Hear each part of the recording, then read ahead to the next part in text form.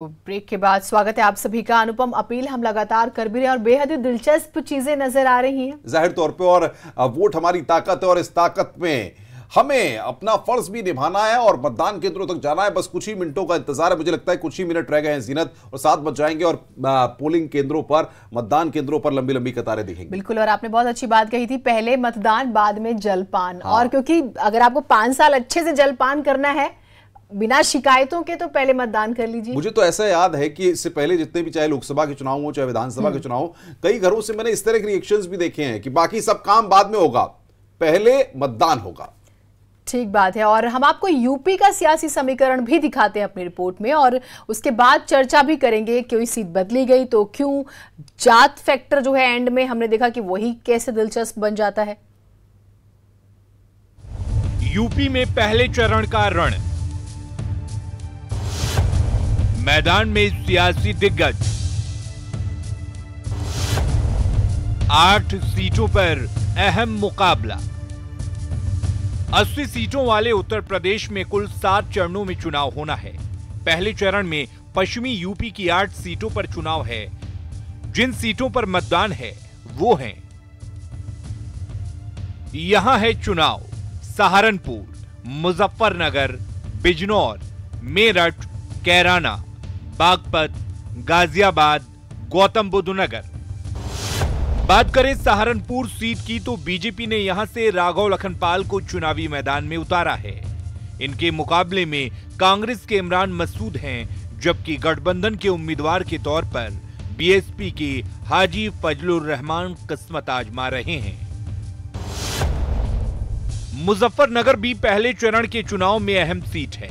जाट और मुस्लिम बहुल इस इलाके में बीजेपी ने संजीव कुमार बलियान को चुनावी मैदान में उतारा है, जबकि आरएलडी अध्यक्ष अजीत सिंह यहां से अपनी किस्मत आजमा रहे हैं। ये गठबंधन के उम्मीदवार के तौर पर मुकाबले में हैं। बिजनौर सीट पर भी दिलचस्प मुकाबला देखने को मिल रहा है। कुंवर भारतेंदु सिंह बीजेपी के उम्मीदवार हैं, जबकि बीएसपी के कांग्रेस में शामिल हुए नसीमुद्दीन सिद्दीकी कांग्रेस उम्मीदवार हैं, जबकि गठबंधन ने बसपा उम्मीदवार मलूक नागर को मैदान में उतारा है। स्वतंत्रता आंदोलन में अपनी खास पहचान रखने वाला मेरठ शहर भी सियासी मुकाबले के लिए तैयार है। यहां से बीजेपी ने राजेंद्र अग्रवाल को उम्मीदवार बनाया है।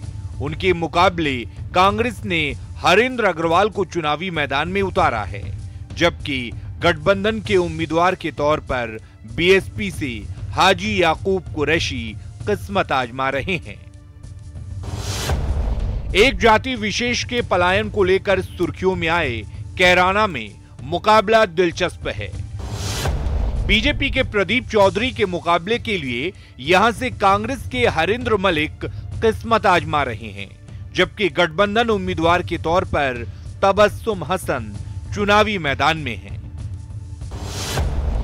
बागपत सीट पर पिछले चुनाव में कमल खिलाने वाले डॉक्टर सतपाल सिंह के मुकाबले इस बार छोटे चौधरी यानी जयंत चौधरी आरएलडी से चुनावी मैदान में किस्मत आजमा रहे हैं।